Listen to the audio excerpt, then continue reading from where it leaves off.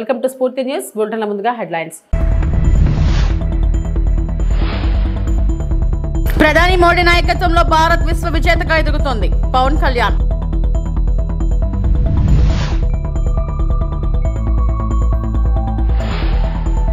ఇది ఆరంభం మాత్రమే, ఇంకా ఎన్నో సంస్థలతో చర్చలు జరుగుతున్నాయన్న మంత్రి నారా లోకేష్.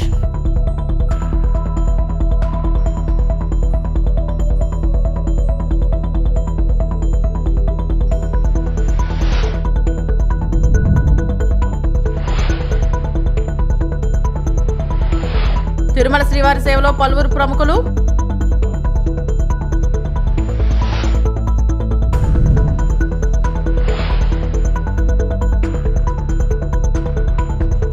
విశాఖపట్నంలో కేంద్ర ఆర్థిక మంత్రి నిర్మలా సీతారామన్ పర్యటిస్తున్నారు. ఈ సందర్భంగా జీఎస్టీ సంస్కరణలపై అవగాహన కార్యక్రమంలో ఆమె మాట్లాడుతూ ట్యాక్సులు కొన్ని సెక్షన్లకు మాత్రమే వర్తిస్తే కానీ జీఎస్టీ 144 కోట్ల మంది ప్రజల మీద ప్రభావం చూపిస్తుందన్నారు. జీఎస్టీ 2.0 అమల్లోకి రాకముందే ఆటో మొబైల్ ఇండస్ట్రీ ఆఫర్లు ప్రకటించడం కనిపిస్తుందని చెప్పుకొచ్చారు.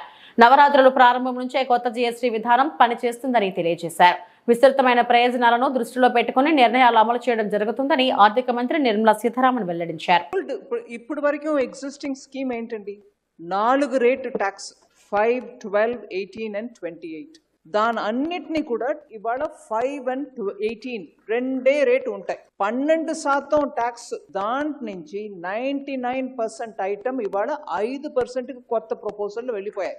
ఈ 28% ఉన్నటువంటి ఐటమ్స్ మీరు చూస్తే 90% ఐటమ్స్ 18కి వచ్చేసాయి. జిఎస్టీ ద్వారా మనకు వచ్చింది ఇన్కమ్. ముందు 2018లో మీరు చూస్తే 7.19 lakh crores వచ్చాయి యాన్యువల్లీ. కానీ 2025లో ఇప్పుడు ఎలా వస్తుంది యాన్యువల్లీ? 22 లక్షం. ఈ 8 yearsలో అంత మళ్ళీ మల్టిప్లై అయింది. అంటే 132% గ్రోత్ ట్యాక్స్ పేయర్స్లో, 207% ఇంక్రీస్ రెసీట్స్లో. So that is the impact of GST. ఇప్పుడు వచ్చే న్యూ జెన్ ట్యాక్స్ ద్వారా మనకు 2 లక్షం కోడి వరకు ఇంజెక్ట్ అవుతుంది ఎకానమీ. జనం చేతిలో డబ్బు ఉంటుంది. 5 ఫిల్టర్స్ పెట్టుకున్నాం యాజ్ అ పాలసీ ఇండికేటర్. ఈ 5 ఇండికేటర్స్ ద్వారా మొత్తం జిఎస్టీ ఎక్కడెక్కడ ఇంపాక్ట్ అవుతుందో అవన్నిటినీ మళ్ళీ అనలైజ్ చేసాం. సిమెంట్ పెయింట్ 30% ఉండింది యూపీఏ టైంలో, ఇవాళ అది 18కి వచ్చింది. టీవీ, ఫ్రిడ్జ్, వాషింగ్ మెషిన్ 30% ఉండింది యూపీఏ గవర్నమెంట్లో, ఇవాళ 18. కాస్మెటిక్స్ 30లో ఉండింది, ఇవాళ 5కి వచ్చింది. రెస్టారెంట్స్ 21% ఉండింది యూపీఏలో, ఇవాళ 5.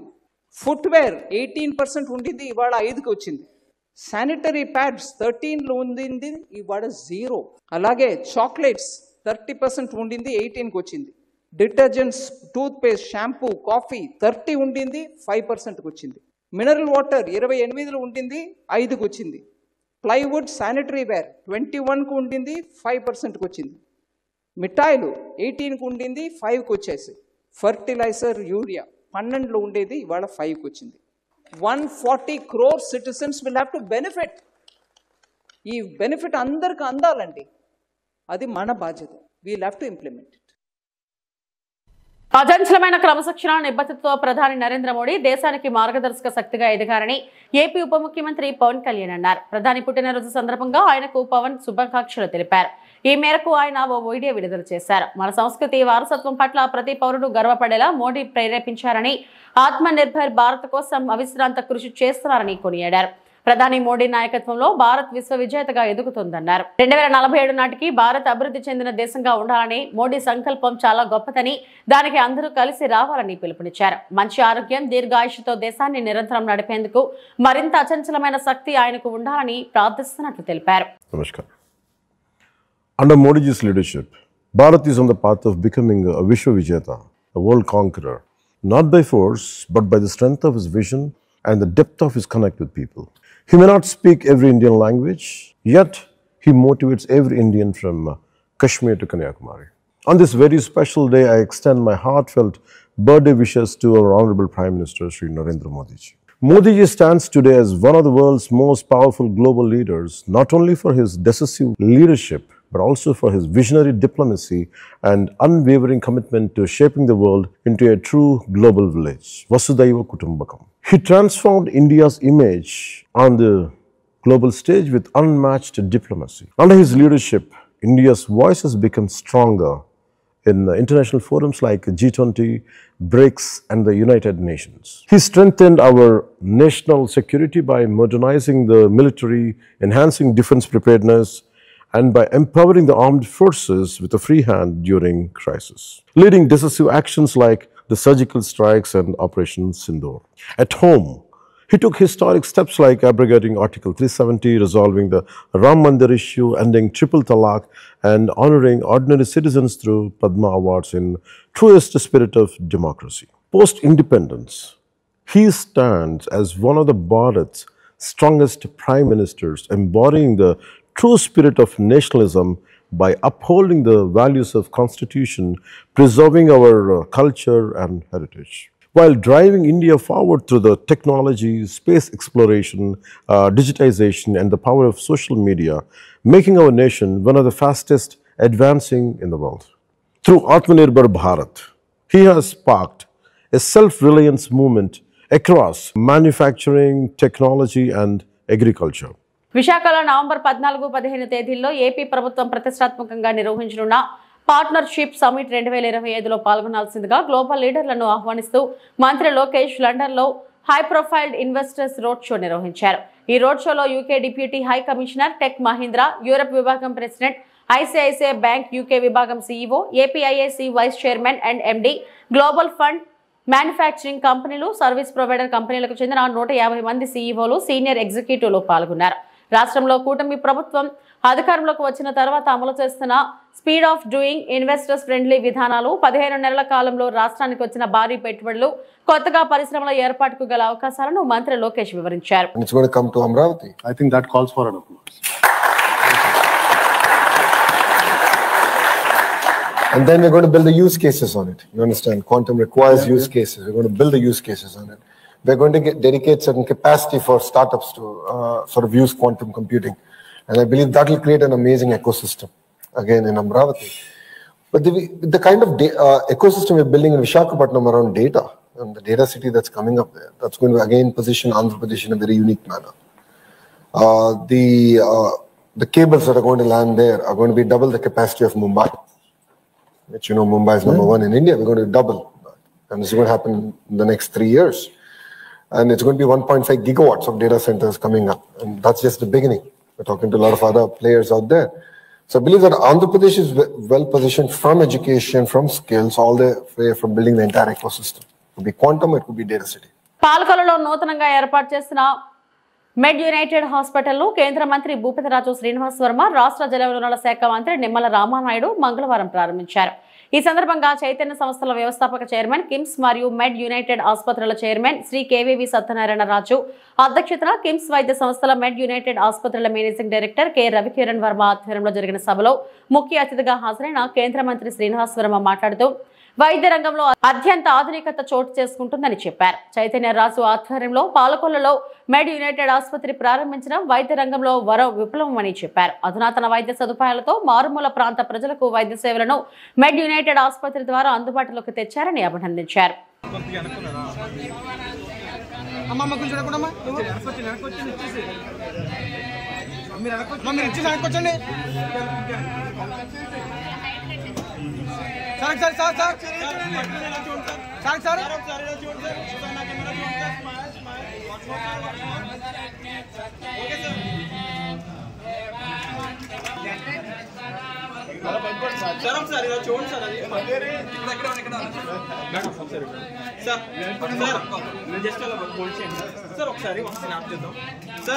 Hold on, sir. Look here, sir. One more, sir.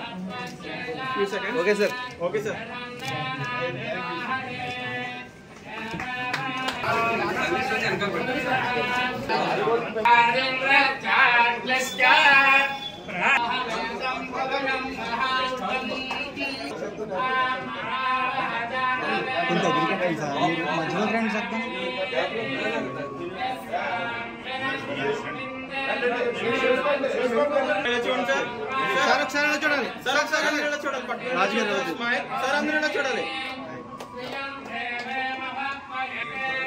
Sir, ఒకసారి ఇలా చూడండి సార్. స్మైల్.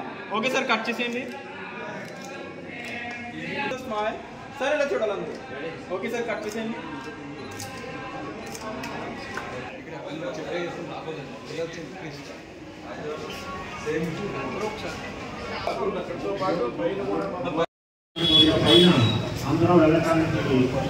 రాష్ట్రంలో 10 విధాలుగా ఎదిగితేనే మిగిలిన పేదలకు కానీ మధ్యతరగతి కానీ మిగిలిన అందరికీ కూడా ఏదో విధంగా సహాయపడగలరు. కాబట్టి ఈ సందర్భంగా ఈ పాలకొల్లు బ్రాంచ్ నూతనంగా ప్రారంభించే విషయంలో మరొకసారి శుభాకాంక్షలు తెలియజేసుకుంటూ అత్యంత ఆత్మీయ మిత్రులు మాజీ శాసన మండలి సభ్యులు ప్రభుత్వ చైతన్య విద్యా సంస్థల అధినేత అయిన శ్రీ కేవీవి సత్యనారాయణరావు మన పాలకొల్లులో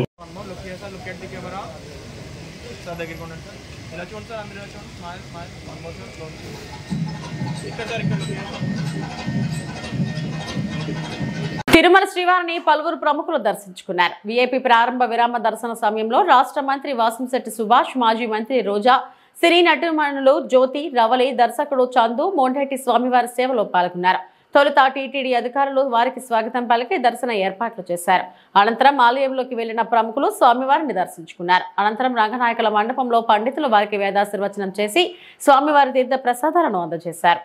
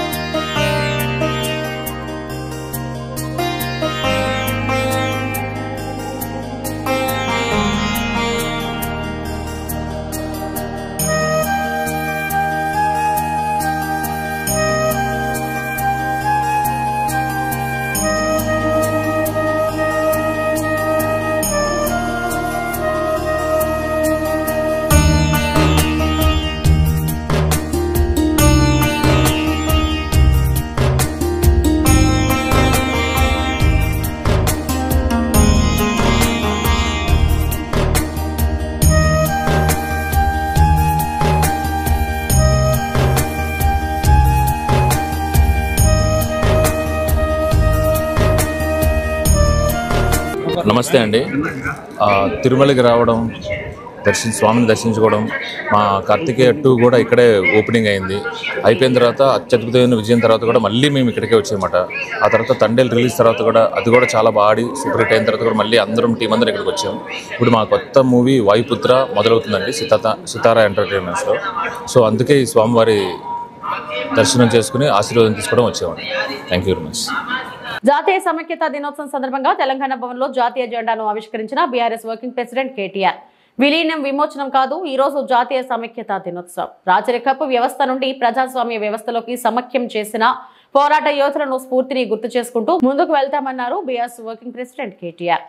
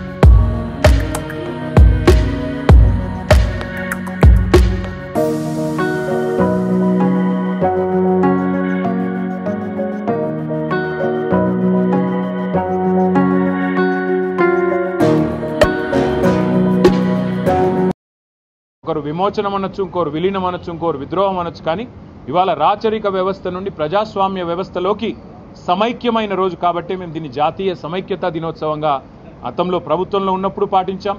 ఆ రోజు జెండా ఎగిరేసాం, ఈరోజు జెండా ఎగిరేస్తూనే ఉన్నాం, ఈరోజు జెండా ఎగిరేసినాం.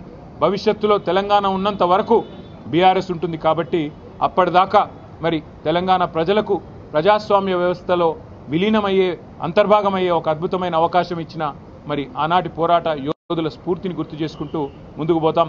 జై తెలంగాణ, జై హింద్. క్రమశిక్షణ పట్టుదలతో గతంలో పనిచేసిన చైర్మన్లు వేల్పూరు సొసైటీని అభివృద్ధి పదంలో నిలిపారని తణుకు ఎమ్మెల్యే ఆర్మిల్లి రాధాకృష్ణ అన్నారు. పాలవర్గంతో పాటు ఇక్కడ రైతులు అందించిన సహకారాలు క్రమశిక్షణతోనే అభివృద్ధి సాధ్యమైందన్నారు. తణుకు మండలం వేల్పూరు ప్రాథమిక వ్యవసాయం సహకార పరపతి సంఘం సర్వసభ్య సమావేశం మంగళవారం నిర్వహించారు. ఈ సమావేశంలో పాల్గొని ఎమ్మెల్యే రాధాకృష్ణ మాట్లాడుతూ తీసుకున్న రుణాలను సకాలంలో రైతులు చెల్లించి మళ్లీ తిరిగి చెల్లించే విధంగా రైతులు సహకారం అందిస్తున్నారన్నారు. ప్రస్తుతం సొసైటీలో 3.50 కోట్ల మేర డిపాజిట్లు ఉన్నాయని, ముఖ్యంగా సొసైటీ ఆధ్వర్యంలో ధాన్యం సేకరణ, పాల సేకరణ, ఫెర్టిలైజర్ల ద్వారా ఆదాయం సమకూరుతుందన్నారు. సంస్థ ఏ వ్యాపారం చేసినా లాభాల బాటలోనే ఉంటుందని గుర్తు చేశారు. ఈ సందర్భంగా పాలకవర్గాన్ని ఎమ్మెల్యే రాధాకృష్ణ అభినందించారు. అనంతరం వేల్పూర్లోని గీతా మందిరంలో గ్రామ కూటమి నాయకులతో విస్తృత స్థాయి సమావేశం నిర్వహించి మాట్లాడారు. ఈ కార్యక్రమంలో కూటమి నాయకులు, కార్యకర్తలు తదితరులు పాల్గొన్నారు. ఇంకా మన గ్రామంలో రైతులందరూ కూడా ఈరోజు పంచికట్టు రైతులందరూ కూడా చాలా మంది రావడం జరిగింది. తాతయ్య గారితో నడిచిన వాళ్ళు, సమకాలికులు అందరూ కూడా రావడం, ఇంకా మీరందరూ కూడా అదే ఆదరణ చూపించడం చాలా సంతోషం. ఈరోజు ఈ కార్యక్రమంలో పాల్గొనడం, ముఖ్యంగా మన సొసైటీ గురించి మన మాట్లాడిన వారందరూ కూడా చెప్పారు. ఏ విధంగా ఈ సొసైటీ ఒక క్రమశిక్షణతో ఎవరు అధ్యక్షులుగా చేసినా సరే ఒక బాధ్యతతో ఈ సొసైటీ అభివృద్ధికి కృషి చేసి ఈ సొసైటీకి సొంత బిల్డింగ్లు కానీ, గోడౌన్ నిర్మాణం కానీ, అదేవిధంగా ఈరోజు ఈ సొసైటీ ఇంత అభివృద్ధి చెందిందంటే ఇక్కడ పాలకులతో పాటుగా ఇక్కడ రైతులు అందించినటువంటి సహకారం, రైతులు పాటించినటువంటి క్రమశిక్షణ వల్ల మాత్రమే సాధ్యమైందని ఈ సందర్భంగా మీ అందరికీ కూడా తెలియజేస్తున్నాను. మన గ్రామ రైతులందరూ కూడా ఒక నిబద్ధతతో సొసైటీ లోన్ ఇచ్చిన దాని మీద ఎప్పుడూ కూడా లోను కట్టకుండా ఎవరూ లేరు. తూర్పుగోదావరి జిల్లా పెరవలి పరిసర ప్రాంతాలు, జిల్లాలోని వివిధ ప్రాంతాలు, విశాఖపట్నంలోనూ ద్విచక్ర వాహనాల చోరీకి పాల్పడుతున్న దొంగల ముఠాను పెద్దవల్లి పోలీసులు అరెస్టు చేశారు. 6 సభ్యుల ముఠాలో ఒకరు పరారీలో ఉండగా మిగిలిన 5గురిని పట్టుకుని అరెస్టు చేసి వారి నుంచి 26 ద్విచక్ర వాహనాలను స్వాధీనం చేసుకున్నారు. కొవ్వూరు డీఎస్పీ దేవకుమార్ నిందితులను మీడియా ముందు ప్రవేశపెట్టి కేసు వివరాలను వెల్లడించారు.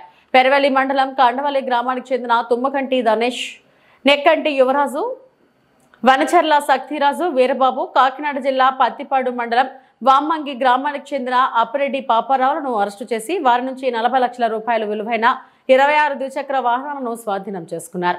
ముఠాలో మరొక సభ్యుడు వమ్మంగి గ్రామానికి చెందిన విశ్వనాథుల దేవి శ్రీ ప్రసాద్ పరారీలో ఉన్నాడని డీఎస్పీ దేవకుమార్ వివరించారు. వైజాగ్ ఈ విధంగా అన్ని పెనుగొండ చుట్టుపక్కల ఈ విధమైన జిల్లాల్లో ఈ 6 ముద్దాయిలు ఒక గ్రూపుగా ఏర్పడి 2 వీలర్స్ మోటార్ సైకిల్ దొంగతనం చేస్తున్నారు. గత ఈ సంవత్సరం ఏప్రిల్ నెల నుంచి మోటార్ సైకిల్ దొంగతనం చేయటం, బయట పార్క్ చేసిన బండ్లు తాళాలు, దొంగ తాళాలు పెట్టి తీస్తున్నారు. లేకపోతే హ్యాండిల్ తిప్పేసి వైర్లు కలిపేసి అక్కడ ఎత్తుకుపోతున్నారు. ఎత్తుకుపోయి బయట అమ్మేస్తున్నారు. ఈ విధంగా జరుగుతూ ఉంటే మనకి చాలా కేసులు అయినాయి. ఇక్కడ ఈ పోలీస్ స్టేషన్లో కేసులు ఉన్నాయి. అదేవిధంగా చుట్టుపక్కల కూడా నేను చెప్పిన ఈ ప్లేస్లో కూడా కేసులు ఉన్నాయి. దీనిలో భాగంగా మన పెరవలి ఎస్ఐ గారు వాళ్ళ టీంతో పాటు వీళ్ళని ఎట్టి పరిస్థితుల్లో మనం పట్టుకోవాలని చెప్పి ఆయన సోర్స్ ద్వారా ఇన్ఫర్మేషన్ పెట్టుకుంటే గత రాత్రి 9 ఆ ప్రాంతానికి ఇక్కడ పెరవల్లోనే ఎస్ఐ గారు 5గురిని పట్టుకున్నారు. 6 పారిపోయాడు. ఈ 5గురు వచ్చి కొమ్మగంటి ధనుషు, తర్వాత నెక్కంటి యువరాజు, అబ్బిరెడ్డి పాపారావు, వనచర్ల శక్తిరాజు, కోనపరెడ్డి వీరబాబు, ఈ 5గురిని పట్టుకున్నారు. ఈ 5గురు కాకుండా ఇంకో అతను దేవిశ్రీ ప్రసాద్ అని, విశ్వనాథం దేవిశ్రీ ప్రసాద్, ఇతను అబ్స్కాండింగ్లో ఉన్నాడు. వీళ్ళు 6 కలిసి ఈ 26 మోటార్ సైకిల్స్ని వివిధ ప్లేస్లో దొంగతనం చేశారు. వాళ్ళ కన్ఫెషన్ మీద ఈ మోటార్ సైకిల్స్ అన్ని రికవరీ చేయడం జరిగింది. వీళ్ళు ఏంటంటే దీనిలో ప్రత్యేకత, ఇద్దరేమో కజిన్ బ్రదర్స్. దీనిలో మెయిన్ ముద్ద తుమ్మగంటి ధనుష్ మరియు నెక్కింటి యువరాజ్, వీళ్ళిద్దరు కజిన్ బ్రదర్స్. వీళ్ళిద్దరు కాకుండా విశ్వనాథ్ దేవిశ్రీ ప్రసాద్ అను అభిరెడ్డి పాపారావుని, వీళ్ళు కూడా కజిన్ బ్రదర్స్. వీళ్ళు గ్రూప్గా ఏర్పడ్డారు. వీళ్ళతో పాటు మిగిలిన ఇద్దరిని కూడా వీళ్ళ గ్రూప్లో జాయిన్ చేసుకొని ఈ మోటార్ సైకిల్ దొంగతనం చేస్తున్నారు.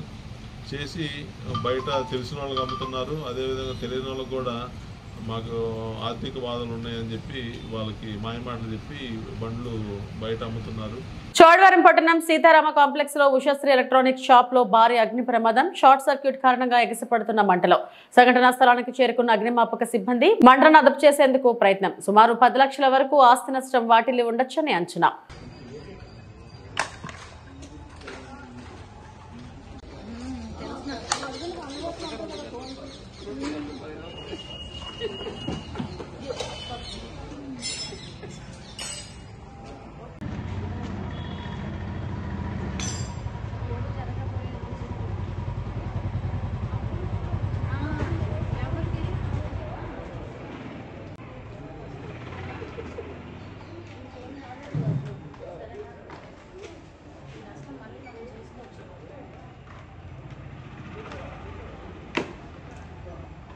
అంబేద్కర్ కోనసీమ జిల్లా రామరాజులంక పంచాయతీ నిధుల దుర్వినియోగంపై జాయింట్ కలెక్టర్ కు ఫిర్యాదు. మల్కీపురం మండలం రామరాజులంక గ్రామ పంచాయతీ నిధులు దుర్వినియోగం అయ్యాయంటూ గ్రామస్తులు జాయింట్ కలెక్టర్ టి నిశాంతికి ఫిర్యాదు చేశారు. సుమారు 16 లక్షల రూపాయలు మాయం చేశారంటూ సెక్రటరీ యేసుబాబు రామరాజులంక గ్రామస్తులను ఆరోపించారు. సెక్రటరీ యేసుబాబు తీరుపై గతంలో 2 పర్యాయాలు జిల్లా పంచాయతీ అధికారికి ఫిర్యాదు చేసినప్పటికీ ఎటువంటి చర్యలు తీసుకోలేదని వారు ఆవేదన వ్యక్తం చేశారు. దీంతో చేసేదేమీ లేక గ్రామస్తులంతా కలిసి సోమవారం అమలాపురం కలెక్టర్ కార్యాలయంలో జేసీ నిశాంతికి ఫిర్యాదు చేశామన్నారు. గ్రామ పంచాయతీలో జరుగుతున్న అవకతవకల గురించి ఇక్కడ కలెక్టర్ గారికి అర్జీ ఇవ్వడానికి మా యువత మొత్తం, మా జనసేన మొత్తం అందరూ రావడం జరిగిందండి. ఇక్కడ ఇప్పుడు మా గ్రామ శాఖ చెప్పినట్టు ఇక్కడ కలెక్టర్ గారు అందుబాటులోకి రాకపోవడం అనేది మా దురదృష్టకరం. ఈ సమస్యను మేము ఇక్కడితో వదలం. ఒకవేళ కలెక్టర్ గారి దగ్గర న్యాయం జరగకపోతే మా ఉప ముఖ్యమంత్రి వారైన పంచాయతీరాజ్ శాఖ మంత్రి వర్యులు కొందరు పవన్ కళ్యాణ్ గారి దృష్టికి తీసుకెళ్ళడానికి కూడా వెనకాడవండి. ఆయన ఎప్పుడు గ్రామాలు బాగుంటే అభివృద్ధి ముందుకు జరుగుతుందని చెప్తున్నారు. కానీ ఇక్కడ సమస్య గ్రౌండ్ లెవెల్లో చాలా డిఫరెంట్గా ఉందండి. ఎవరికి అందితే వాళ్ళు దోచుకునే విధంగా ముందుకి నడిపిస్తున్నారు. దాని మీద తక్షణ విచారణ జరిపించి డిపిఓ గారు కంప్లైంట్ ఇచ్చినా స్పందన ఉండదు, ఎవరికి కంప్లైంట్ ఇచ్చినా స్పందన ఉండదు. ఎవరు మాట్లాడినా కూడా ఏ గ్రామం అంతా కలిసినా కూడా మమ్మల్ని ఏం చేయలేరన్న యంత్రాంగ వర్గం అక్కడ ఉండడం జరిగింది.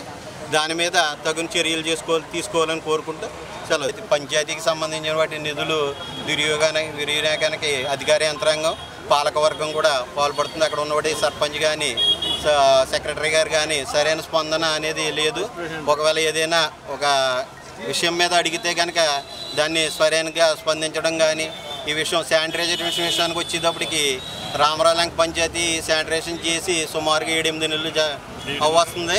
కానీ దానికి సంబంధించిన వాటి బిల్లులు చూస్తే అది ఒక చాటభారతంగా శానిటైజేషన్ గ్రామం దౌర్భాగ్యం ఏంటో తెలియదు కానండి. పంచాయతీ 2021 నుంచి వచ్చిన కాడి నుంచి ఏదైనా ఒక సెక్రటరీ రావడం, ఏదో ఒక అమౌంట్ తీయటం. ఇవి ఇప్పటివరకు నా బులెటిన్ అప్డేట్స్. నమస్తే.